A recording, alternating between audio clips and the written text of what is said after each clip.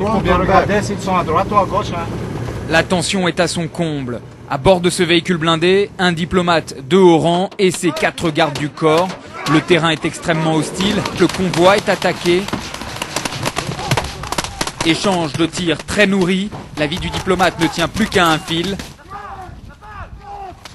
L'assaut est donné et puis c'est la retraite.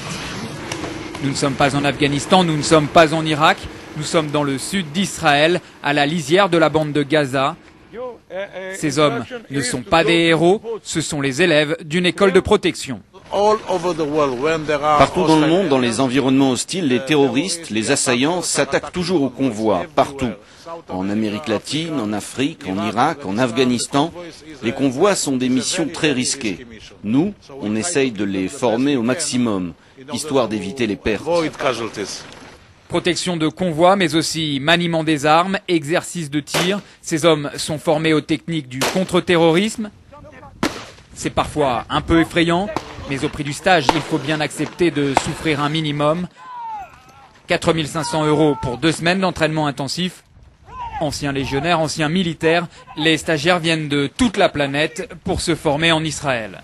On apprend à utiliser différents armements et à tirer, à changer la méthode, à la façon israélienne. Les mecs, c'est ça la réalité de la vie. La façon israélienne, héritée de nombreuses années d'intifada. Les instructeurs sont d'anciens commandos d'élite. Leur méthode est fondée sur l'expérience du combat et la gestion du stress en zone de très haute tension. À partir de maintenant, personne ne marche. Je veux voir tout le monde courir. Allez, allez, plus vite. On essaye de leur mettre beaucoup de pression pour voir justement comment ils réagissent. Bien sûr, je pourrais enseigner tranquillement. Non, l'idée c'est vraiment de leur mettre la pression parce que sous pression, tu travailles beaucoup mieux.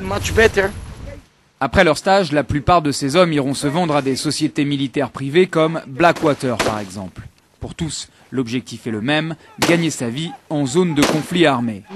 Moi, je vais retourner en Irak. Bagdad, c'est comme la Coupe du Monde. Vraiment, l'Irak, c'est comme la Coupe du Monde. Si tu joues pas là-bas, alors tu joues pas pour de vrai. Prise de risque et sensations fortes, appât du gain aussi. S'ils vont en Irak, ces hommes pourront espérer gagner environ 1 500 € par jour.